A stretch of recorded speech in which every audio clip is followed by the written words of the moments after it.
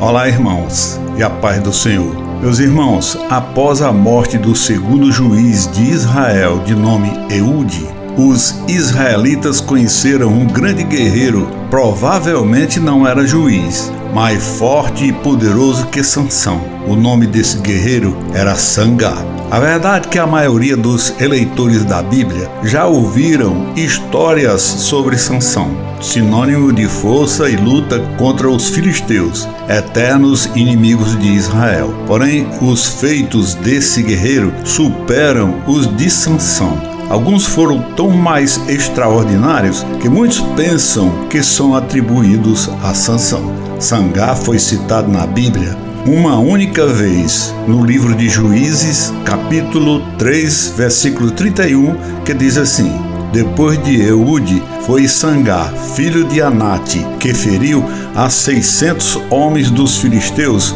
com uma aguilhada de bois, e também ele libertou a Israel.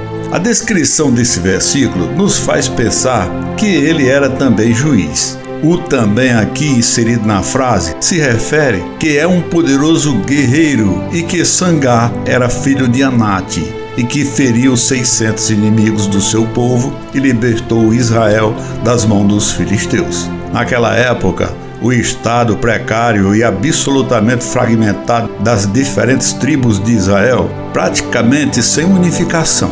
Canaã foi saqueada e mergulhada em toda sorte de desgraças. Ascolã foi conquistada, Gezer foi tomada, Israel foi devastado e sua descendência não existia mais. Foi neste quadro caótico dos hebreus, humildes e oprimidos, que Deus levantou a Sangar. Sangar, que provavelmente não era juiz e provavelmente também não era hebreu. Sua origem é completamente desconhecida. Por que essa conclusão? Na Bíblia tem nomes de outros juízes em versículos curtos. Entretanto, há um esforço muito grande para descrever a identidade tribal de cada um deles. No caso de Sangar, não há nenhuma identidade tribal atribuída a ele. Nem ele é descrito como julgando Israel. Certamente seria apenas um guerreiro que foi levantado por Deus para libertar Israel. Os filisteus são bem conhecidos por serem os adversários de Israel, um fato particularmente destacado nos relatos de Sansão e posteriormente de Davi. Existe uma ligação arqueológica com esse aumento da rivalidade com os filisteus que perdura até os nossos dias entre israelitas e muçulmanos. Mas quem foi Sangar? Se ele foi muito importante para os israelitas, então por que ele foi muito pouco citado na Bíblia? Meus irmãos, o grande feito de Sangar foi notável entre os israelitas e seus inimigos, porque em posse de um aguilhão, uma ferramenta usada por ele, simplesmente uma vara afiada usada para conduzir o gado durante a serviços de plantações. Podem ser armas semelhantes a lanças, atingindo até 2,5 metros de comprimento e um cabo de até 15 centímetros. Com a extremidade frontal é geralmente afiada, que pode ser usada como uma arma de 2 pontas, capaz de perfurar profundamente, golpear e cortar. O massacre praticado por Sangar em defesa de um território sagrado na Terra Santa, perto do Monte Carmelo.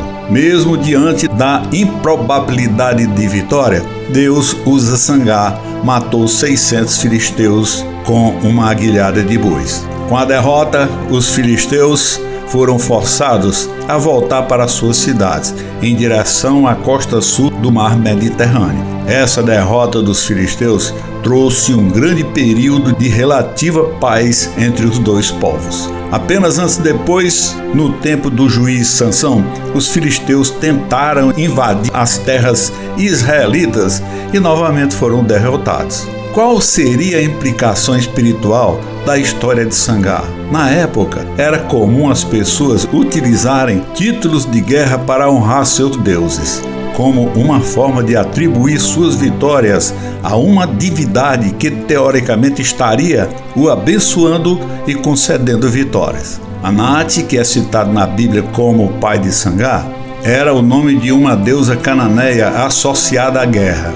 Para os estudiosos que defendem essa visão, esse título, filho de Anat, foi atribuído a Sangá pelos cananeus e israelitas idólatras de seu tempo, como se fosse o campeão enviado para Canaã pela deusa Anat para libertar os povos locais do domínio filisteu.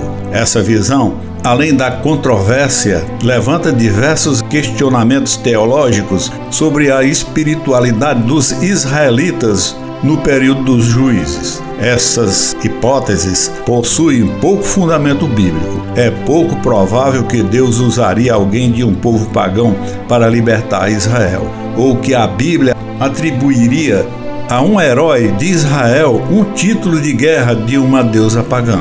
Hipóteses essas que levantam muitos questionamentos, ou torna complexo algo que na verdade é bem simples e claro. A nenhum guerreiro e outro juiz de Israel é levantada uma controvérsia como essa, sobre a paternidade e uso da expressão filho de Anat. A interpretação mais simples e consistente é de que Anat, de fato, é o nome do pai de Sangá. A menção a Sangá no livro de Juízes é breve e difícil de se localizar no tempo, porque seu período de atuação foi muito curto, ou algumas batalhas que resultaram em uma vitória militar breve e que não levou a uma restauração espiritual de seu povo. Por ser citado uma vez na Bíblia e no livro de Juízes, colocam a atuação de Sangá como juiz em um período muito curto entre a morte de Eude e a atuação de Débora. O que aprendemos com a história de Sangá é que, juiz ou não, israelita ou estrangeiro, que Deus usa independente da sua nacionalidade e de sua posição social, conforme sua vontade, para fazer acontecer as suas promessas. Amém, irmãos, e fiquem com Deus.